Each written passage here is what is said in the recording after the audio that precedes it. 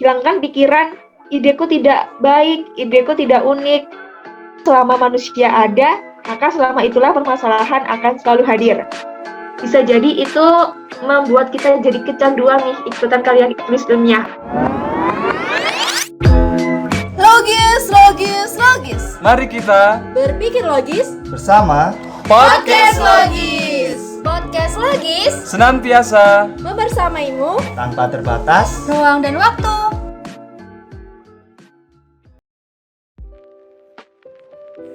Hai sahabat Logis. Wah, senang banget bisa bertemu lagi dengan kalian semua pendengar setia Podcast Logis. Di episode 4 kali ini, aku, Faskaria, bersama temanku yaitu Kak Dextra akan menemani kalian beberapa menit ke depan. Halo Kak Dextra, say hai dulu dong Kak sama sahabat Logis. Halo Kak Faska, halo sahabat Logis. Gimana nih liburannya? Apakah tetap produktif atau rebahan aja nih? Kalau Kak Faska gimana? Kalau aku sekarang ya Kak, lagi coba-coba untuk buat suatu karya tulis ilmiah nih Kak. Kalau Kak Dextra gimana? Kalau aku sekarang sih di opsi keduanya Kak, yang masih sering rebahan. Kalau boleh tahu nih, alasan Kak Faska belajar karya tulis ilmiah apa sih Kak? Dan seberapa penting sih belajar karya tulis ilmiah bagi mahasiswa?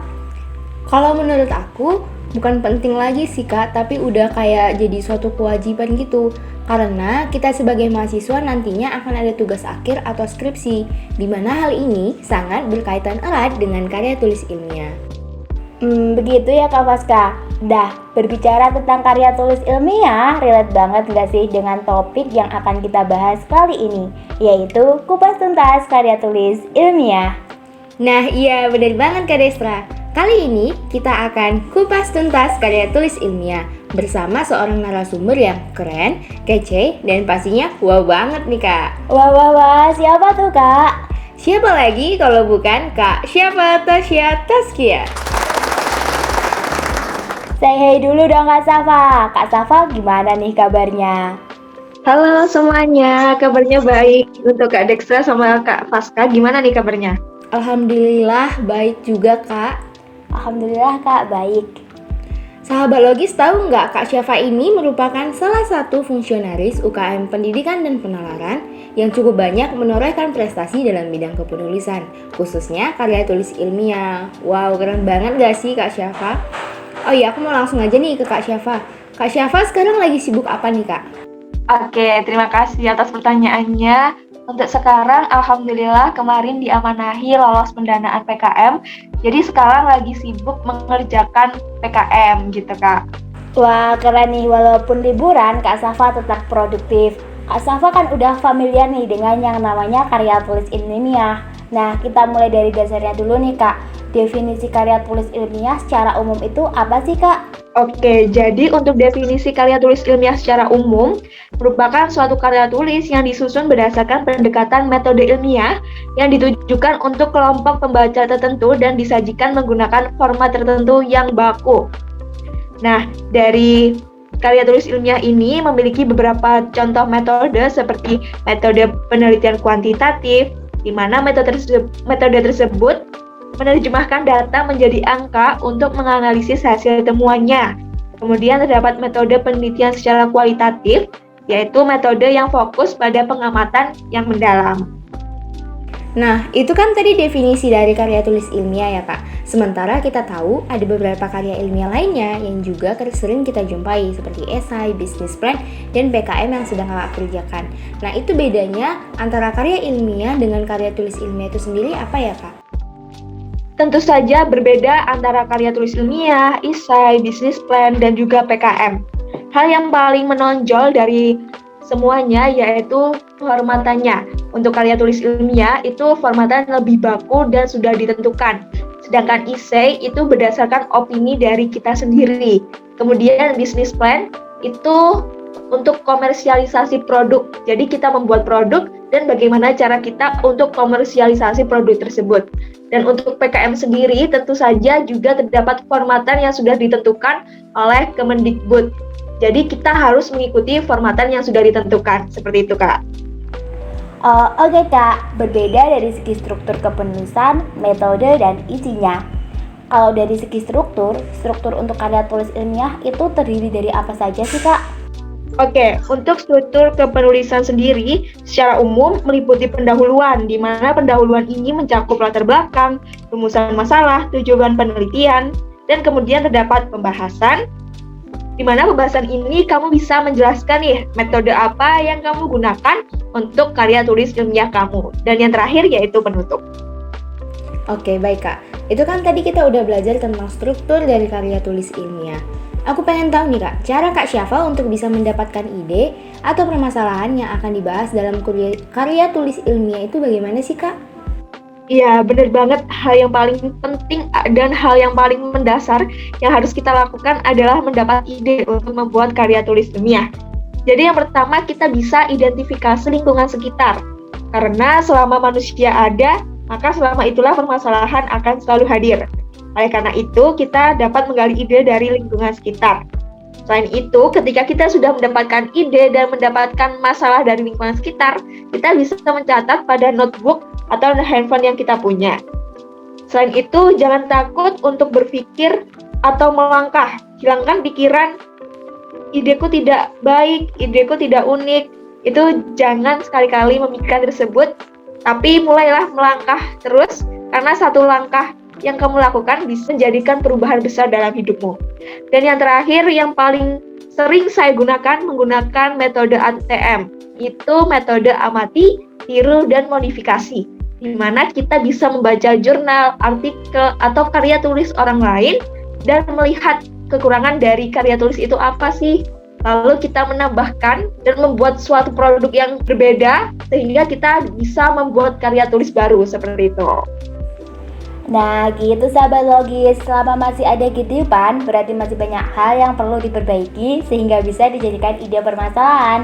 Dan gak melulu tentang ide yang selalu baru, sahabat logis juga bisa memodifikasi ide yang sebelumnya sudah ada dengan inovasi dari kalian sendiri. Bener banget tuh Kak Destra, memberikan inovasi untuk satu hal yang sudah ada sebelumnya bukan hal yang buruk kok sahabat logis, selama inovasi itu emang murni dari kita sendiri. Oh iya Kak Syafa, biasanya kan kita butuh nih referensi untuk membantu dalam menyusun karya tulis ilmiah yang kita buat. Nah, cara atau teknik atau mungkin website yang bisa kakak jadikan saran untuk kita dan sahabat logis gunakan apa aja sih Kak? Oke, hal yang paling mudah yang biasanya saya jadikan untuk referensi yaitu dengan mengetik keyword pada Google dan mencarinya, kemudian menambahkan kata PDF. Misalnya nih, saya ingin mencari tentang lingkungan, maka saya mengetik keyword lingkungan, kemudian menambahkan kata PDF di belakangnya, maka akan muncul beberapa jurnal, artikel, karya ilmiah yang bisa menjadi referensi kita. Selain itu, terdapat beberapa website seperti sciencedaily.com, innovationsnetwork.com, dan juga nature.com yang bisa membantu kita untuk mencari referensi dari karya tulis ilmiah kita. Wah, dapat taktik nih kita sahabat logis untuk menemukan referensi. Boleh dong Kak, sekalian kita dan sahabat logis dikasih tips bagaimana supaya saat karya tulis ilmiah yang kita buat ini lebih menarik perhatian audiens melalui judulnya. Karena textbook di title itu gak menutup kemungkinan terjadi juga kan Kak? Iya, benar banget. Jadi biasanya para juri itu ketika mengoreksi karya ilmiah melihat judulnya terlebih dahulu. Ketika juri tersebut kepo nih judulnya, maka karya ilmiah itu bisa jadi dikoreksi, dan ketika sang juri tidak kepo, itu bisa jadi karya tulis ilmiah kita langsung disingkirkan. Jadi yang pertama, untuk membuat judul yang menarik versi aku, itu utamakan judul yang kita buat mengandung unsur masa depan. Kemudian bisa menggunakan akronim atau singkatan, mengandung unsur ilmiah sesuai dengan bidang kajian, memasukkan penggambaran isu ataupun sesuai dengan urgensi yang terjadi, mengangkat potensi lokasi daerah, menyesuaikan dengan gambaran tema lomba, mengandung makna kiasan dan ringan dibaca, dan yang terakhir yaitu tidak terlalu panjang, yaitu sekitar 8-12 kata atau tidak lebih dari 20 kata. Nah, untuk akronim sendiri, seperti ketika saya membuat judul, misalnya saya membuat produk transparan shampoo bar based on papaya seeds oil, kita bisa menyingkat judul tersebut menjadi Tordasil. Nah, itu yang disebut akronim dan bisa jadi juri kepo dari judul tersebut dan mengoreksi karya tulis ilmiah kita. Wah, banyak dapat spill nih kita dari Kak Syafa sahabat logis. Tapi nih Kak, saat kita membuat karya tulis ilmiah kan gak jauh ya dari yang namanya hambatan atau kesulitan yang bisa kita alami. Kalau dari Kak Syafa sendiri, hambatan atau kesulitan apa aja sih yang udah Kak Syafa pernah alami dan bagaimana cara mengatasinya? Tentu saja untuk hambatan dan kesulitan pasti akan terjadi. Jadi yang pernah saya alami seperti kesulitan memulai, kesulitan menemukan ide, dan juga kurang percaya diri. Misalnya nih, tadi yang sudah saya sebutkan, aku nggak percaya diri nih, karena judulku sepertinya kurang A, kurang B, kurang C. Jadi jangan memikirkan hal-hal buruk, tapi cobalah untuk memikirkan hal-hal baik dan terus maju ke depan. Kesulitan memulai, kesulitan menemukan ide, dan kurang percaya diri nih yang ternyata sering jadi musuh saat menulis karya tulis ilmiah. Setelah berbincang mengenai kesulitan dalam menyusun karya tulis ilmiah, hal apa sih yang menjadi motivasi Kak Syafa untuk terus berprestasi dalam bidang kepenulisan? Oke, untuk motivasi sendiri, yang pertama karena kesukaan ya. Hal itu muncul dari dalam diri kita sendiri ketika aku ingin nih mencoba lomba ini karena aku suka dalam bidang kepenulisan. Selain itu, lingkungan juga membuat kita memiliki motivasi akan hal-hal baik. Jika lingkungan kita memotivasi kita untuk membuat karya tulis ilmiah, maka bisa jadi kita memiliki motivasi yang lebih tinggi untuk mengikuti karya tulis ilmiah. Selain itu, ketika kita sudah merasakan kesenangan untuk karya tulis ilmiah dan juga tim yang baik, tim yang handal, tim yang bisa diajak kerjasama, bisa jadi itu membuat kita jadi kecanduan nih ikutan karya tulis ilmiah, apalagi jika nanti kita dapat bonus menjadi pemenang, seperti itu.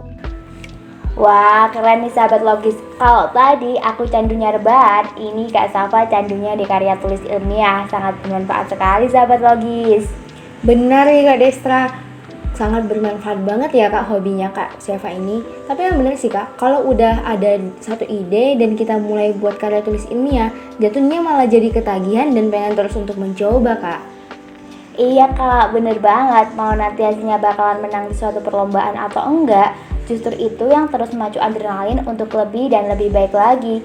Kak Syafa gitu juga nggak sih Kak? Kalau lagi ikut suatu perlombaan karya tulis ilmiah dan hasilnya nggak memuaskan, jadi lebih semangat untuk mencoba lagi atau justru jadi down Kak? Bener banget dong, tentunya lebih semangat lagi. Dan ketika kita ada kesulitan atau kesalahan dari karya yang sebelumnya, kita bisa memperbaiki, kita bisa mengikuti seminar, kita bisa mengikuti private untuk memperbaiki kesalahan kita sebelumnya. Dan untuk down itu sendiri, pasti semuanya akan merasa down jika mencoba gagal, tapi ingatlah ketika kita mencoba hal 10 kali, lebih baik kita mencoba 11 kali karena bisa jadi percobaan yang ke-11 itu merupakan berkah untuk kita. Nah, kan benar, walau kadang ngerasa down untuk beberapa waktu, tapi setelah itu kita jadi kepo nih kan Kak, salahnya ada di mana sih? Terus apalagi yang harus diperbaiki? Jadi kita bisa membuat karya yang lebih baik lagi ke depannya. Yup sih, emang bikin candu sih jadinya. Oke, terakhir nih Kak Syafa, kalau kita tadi udah disepil cara cari ide, website, dan buat judul yang menarik, mau dong Kak dikasih tips dan trik gimana caranya buat kita dan sahabat logis bisa berprogres membuat satu karya tulis ilmiah yang keren di depannya. Oke, jadi yang pertama kamu bisa pastikan dulu nih topik yang kamu pilih menarik pembaca. Kemudian kamu bisa memperbanyak membaca dari berbagai macam sumber terkait. Jadi ketika semakin banyak sumber yang kamu dapat, itu bisa jadi membuat karya tulis ilmiah kamu semakin baik dan semakin menarik untuk dibaca. Selain itu, tentukan cakupan informasi dari topik penelitianmu. Jangan sampai nih kamu meneliti A, tapi yang kamu bahas pada karya tulis ilmiahmu adalah topik Z. Jangan sampai ya. Kemudian perhatikan cara kepenulisan. Karena karya tulis ilmiah ini menggunakan kepenulisan yang baku dan sesuai dengan KBBI, sebaiknya kepenulisannya disesuaikan. Dan yang terakhir yaitu lakukan evaluasi dan cek ulang. Nah, hal ini digunakan untuk melihat apakah karya tulis kita ada yang kurang atau ada yang belum sesuai dengan kata baku atau ada yang typo. Di sini fungsinya untuk evaluasi dan juga cek ulang. Nah, jadi buat sahabat logis yang baru banget mulai atau yang lagi on the way menyusun karya tulis ilmiahnya, bisa banget menerapkan tips dan trik dari Kak Syafa tadi loh sahabat logis.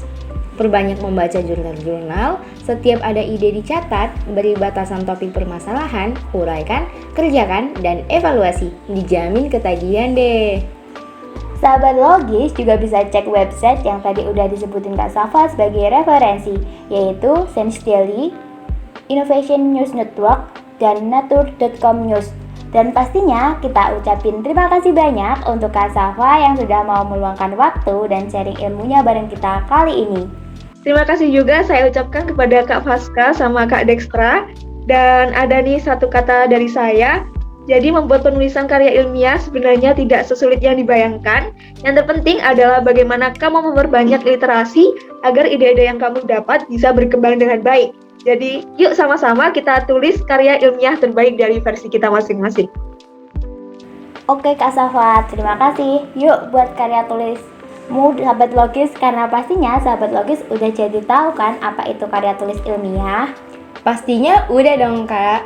Oh iya, sedikit bocoran nih buat sahabat Logis yang mau tahu lebih dalam lagi tentang apa saja sih syarat-syarat dalam bidang kepenulisan, bakalan dibahas loh di podcast Logis ini pada episode selanjutnya. Jadi stay tune terus di podcast Logis dan jangan lupa untuk like, subscribe, dan aktifin loncengnya biar kalian gak ketinggalan setiap episodenya. Kalau kalian ngerasa ada teman kalian yang harus nonton video ini, jangan lupa share ke teman kalian supaya ilmunya semakin bermanfaat. Kita pamit undur diri dulu. Kalau ada sumur di ladang, Boleh kita menumpang mandi. kalau ada umur yang panjang, Boleh dong kita podcast lagi. see you!